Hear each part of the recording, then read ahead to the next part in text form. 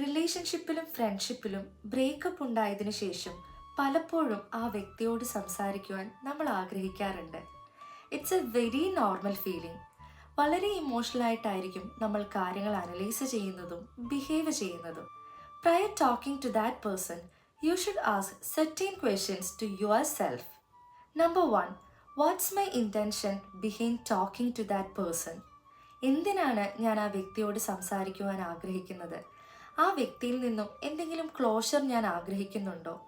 ആ വ്യക്തിയിൽ നിന്നും ഏതെങ്കിലും രീതിയിലുള്ള വാലിഡേഷൻസോ അക്നോളജ്മെൻറ്റോ കേൾക്കുവാൻ ഞാൻ ആഗ്രഹിക്കുന്നുണ്ടോ? Number 2, what I hope to achieve by talking to that person? ആ വ്യക്തിയോട് സംസാരിക്കുന്നതിലൂടെ എൻ്റെ ഹീലിംഗ് ജേർണി എളുപ്പമാകുമോ? ആ വ്യക്തിയിൽ നിന്നും ഏതെങ്കിലും രീതിയിലെ അപ്പോളജിയോ ബിഹേവിയറിലുള്ള ഒരു ചേഞ്ചോ ഞാൻ എക്സ്പെക്റ്റ് ചെയ്യുന്നുണ്ടോ? And the third one is, have I considered the potential consequence of reaching out? ആ വ്യക്തിയോട് സംസാരിക്കുന്നതിലൂടെ എൻ്റെ ഇമോഷണൽ വെൽബീങ്ങിനെ അത് നല്ല രീതിയിലായിരിക്കുമോ അതോ മോശമായിട്ടായിരിക്കുമോ ബാധിക്കുക? എനിക്കുണ്ടായിട്ടുള്ള വേദനകളിലൂടെ ഞാൻ റീവിസിറ്റ് ചെയ്യുമോ അതെന്നെ കൂടുതൽ ഹേർട്ട്ഫുൾ ആക്കുമോ? And the fourth one is, am I ready and prepared for this conversation? എൻ്റെ ഫീലിങ്സിനെ അനലൈസ് ചെയ്യുവാനോ മൂവ് ഓൺ ചെയ്യുവാനും ഇനഫായിട്ട് സമയവും സ്പേസും ഞാൻ എടുത്തിട്ടുണ്ടോ?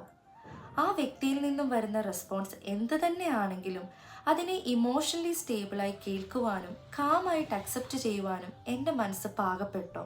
And the last one is, am I able to set boundaries for this interaction? ആ വ്യക്തിയോട് സംസാരിക്കുമ്പോഴും അതിനുശേഷവും എൻ്റെ പേഴ്സണൽ ബൗണ്ടറി സെറ്റ് ചെയ്യുവാൻ എനിക്ക് സാധിക്കുന്നുണ്ടോ? എൻ്റെ ഇമോഷണൽ സേഫ്റ്റി മെയിൻറ്റെയിൻ ചെയ്യുവാൻ എനിക്ക് കഴിയുന്നുണ്ടോ?